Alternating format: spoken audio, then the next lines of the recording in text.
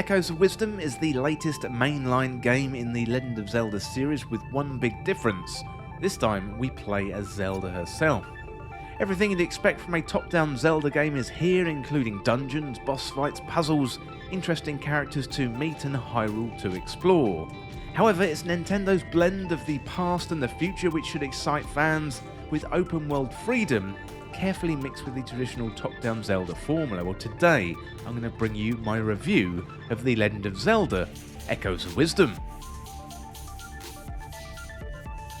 If you like the video, then subscribe for more Zelda content and turn on notifications to never miss an update.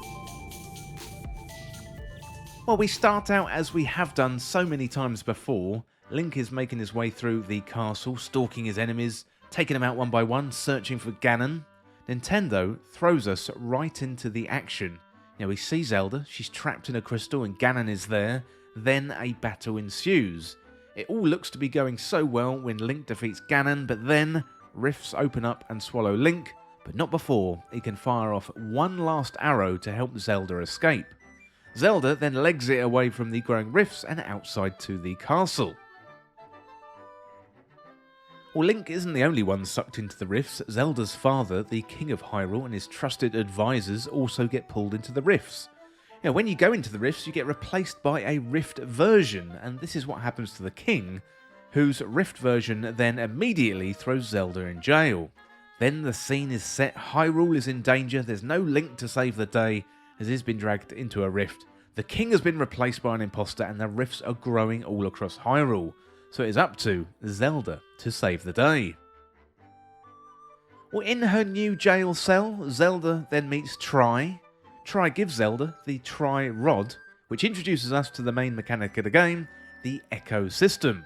This allows Zelda to copy shiny objects and enemies she sees in the world, and then use them to help solve puzzles in combat and also traversal around Hyrule. In the opening hours of the game, we're introduced to our main gameplay tools. We've got the Echo System, of course, copying and building up an array of echoes for various tasks. Bind allows us to attach to items and then move them, or move with them through reverse bond. Plus we've also got Sword Fighter form, which allows us to briefly take on Link's form and use his sword, and later other classic weapons too. From a story perspective, I really like the start of the game. It's flipping the formula on its head. Zelda has to make her way out of the jail through a nice little stealth sequence, and we're introduced to all of the main mechanics. From a gameplay perspective, it is a relatively slow start to the game, and you have to switch up your mindset because playing as Zelda is much more passive, especially earlier on in the adventure. Combat is a staple of the Zelda series, and here combat is completely different. That isn't to say it is bad or lesser, it's just different, and it takes time to get into the swing of things. At first you have to pick up rocks and pots and throw them, essentially using the tools that you have around you to damage your opponents, or set rooms of grass on fire to take out hordes of enemies. Later in the game, you're going to be able to summon huge monsters with swords and shields, and combat feels much more engaging. But it is a sluggish start to the game, and I do think you are rewarded for pushing through that slow start, as things really open up as more choice is introduced into the game. As the game opens up, Nintendo's plan for Zelda is also revealed to us with this blend of top-down Zelda and open-world Zelda. After we beat the first dungeon in the Southern Ruins, we're equipped with our weapons abilities and new mechanics. Then we've got a choice. We can go to the Gerudo Desert or we can go to the Jebel Waters. Choice isn't really limited to where we can go, it's also in our ability to solve puzzles.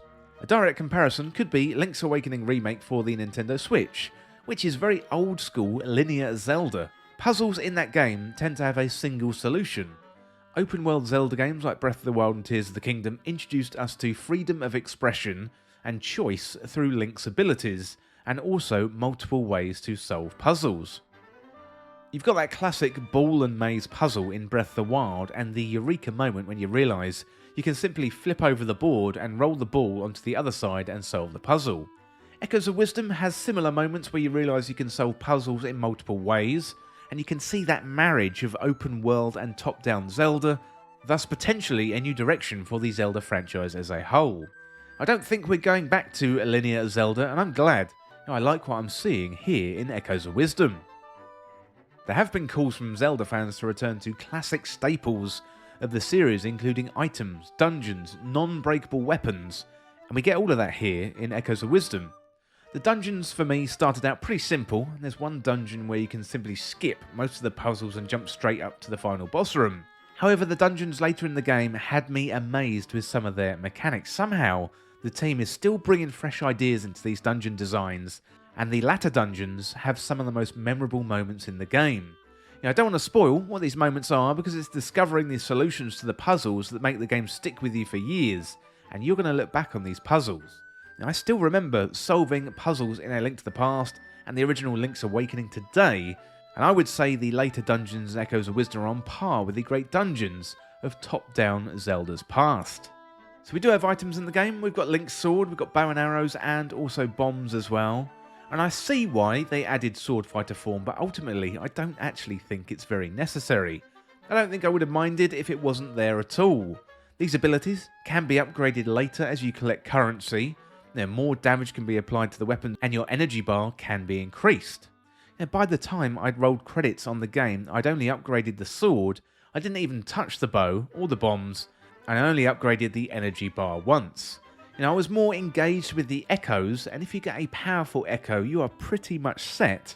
Although the dungeons and the regions in the game tend to introduce you to new sets of echoes, which are then useful for solving the dungeon, similar to the old school items you used to find in the dungeons themselves. There's some classic items like Zora flippers, plus plenty of new items to find and experiment with. Hyrule is pretty big this time around, and we've got Hyrule Town with Hyrule Castle, Gerudo Desert, the Eldin Mountain paired with Kakariko Village, the Southorn Forest, Farron Woods, the Eternal Forest, the Hebra Mountains, and Jabal Waters, and a little bit more in between as well. Now, this is a large map for a top-down Zelda game, but I like it a lot. It opens up relatively quickly and you're free to explore from early on in the game. Trees normally act as a boundary for the top-down games, but you can simply fly or climb and get into areas that you probably shouldn't be early on. There is a flying trick where you can hold a crow and some meat, and that means you can essentially fly anywhere on the map. This is the perfect example of the open world freedom blended with the top-down Zelda formula that I was talking about earlier on in the review. Right at the start of the game, I barely had anything done, and I flew into Farron Woods, and I immediately thought I shouldn't be here. That was great. I wasn't punished, and I didn't get taken back to my location. I could simply continue on with my adventure.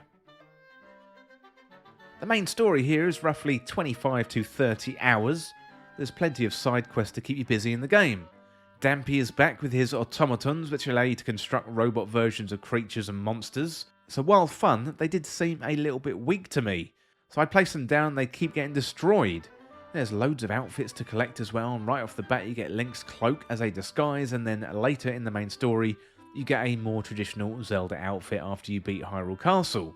You can also get cat clothes to talk to the cats, and there are a lot of cats in the game. And also, there's lots of accessories to collect as well. Accessories give you buffs, and you can wear a certain number of accessories at the same time. For example, you've got one that allows Zelda to jump higher, or one that allows hearts to appear more often when you defeat enemies or cut the grass. You can upgrade a number of accessories with the Great Fairy, then collect accessories to help Zelda on her adventure. It's a pretty standard system, but I do like the implementation here, and the side quests along the way were quite engaging.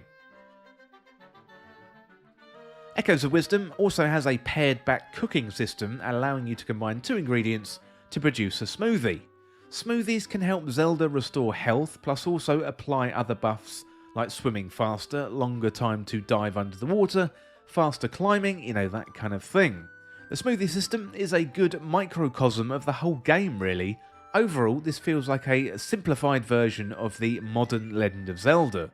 And while I'm enjoying this as an adult, the game doesn't really get into its stride until after the second half, where the puzzles are more engaging, the combat is slightly harder, and I had more of an array of echoes and abilities.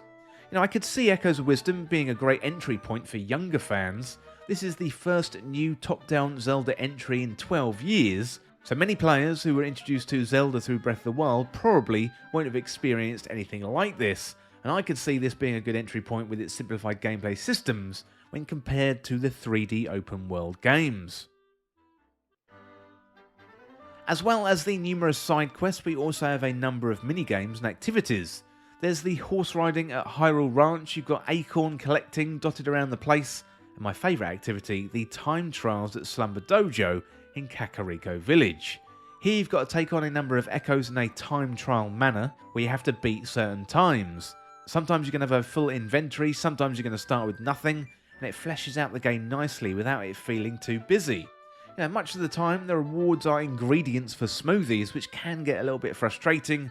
However, sometimes you do get a new outfit for Zelda, and there are some surprising outfits that are worth the grind, and also the time in the mini-games as well. There's definitely a lot to like about the gameplay. I should mention the performance of the game, which seems on par, or perhaps worse than Link's Awakening. It would have been good not to be talking about performance issues, given we've had similar performance issues with the last game from this team on the same platform. However, the performance issues didn't negatively affect my time with the game. It is noticeable, but I don't think it's game-breaking. Hopefully with the Switch 2 coming very soon, this will be a solved problem, but I can't really go through a review without at least mentioning the performance issues and giving you a heads up. This is probably a good moment to talk about Grezzo, the team behind the game. Grezzo have worked on many ports for Nintendo games, specifically in the Zelda series, with the most recent being 2019's Link's Awakening Switch remake, and now they've got a chance to create their own Zelda adventure. Nintendo published some good articles on their website in the build-up to release with Eiji Aonuma and Tamori Sano, that is Nintendo's director, and Satoshi Terada, that is Grezzo's director.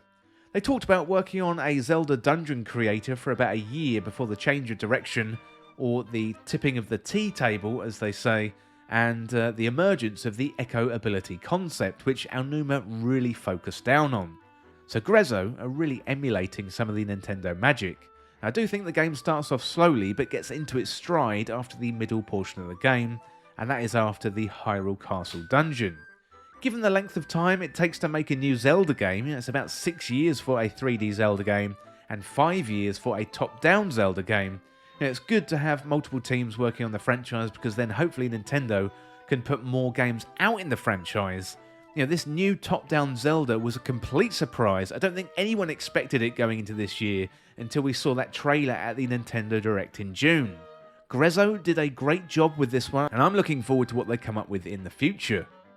Overall, I would definitely recommend Echoes of Wisdom. It's charming. Once you get into the combat, you find your way around the Echo abilities. I think it's really fun, and some of the puzzles and dungeons stand up to any in the Legend of Zelda series. I do think this is a peek into the future of the Zelda series as a whole, marrying elements of the old school top-down linear Zeldas with the open-world 3D Zeldas and bringing that sense of freedom to the player. My only thought here is, what are Nintendo going to do next? My hope is that they continue to dual-produce top-down and 3D Zelda games and keep pushing the boundaries. We're going into the Switch 2 era, which should provide the team with a new platform to do new things, and I'm always excited to see what the team behind the Legend of Zelda franchise are going to do next. For the first outing for Zelda being the main protagonist, I think Nintendo and Grezzo have been successful here, and I hope we can see more games with Zelda as the lead character in the future. Well, let me know in the comments what you think about Echoes of Wisdom. I would love to hear what you think, but that is it today for my review of the Legend of Zelda Echoes of Wisdom. And as always, thank you so much for watching or for listening. Don't forget, you can hit that subscribe button down below for even more Zelda content here on Triforce Times. And you can also like the video and share the video too. That would help me out here on the channel. Well, thanks again. I'll see you soon. Well, this video is brought to you by Triforce Times Backstage. This is available through Patreon or YouTube membership, and you're going to get exclusive benefits, plus you'll be able to go above and beyond to support Triforce Times. Free content is core to Triforce Times, and you can continue to enjoy these videos that you know and love. However, if you want to enjoy the benefits like early access, our community Discord, shoutouts in the credits of videos, content polls and exclusive videos, then select the tier that is right for you and join Triforce Times Backstage today. So help me make Triforce Times be even bigger and better, plus you're going to get some added benefits for a small fee every month. Well, thank you for listening, and now it is time to go back to the video.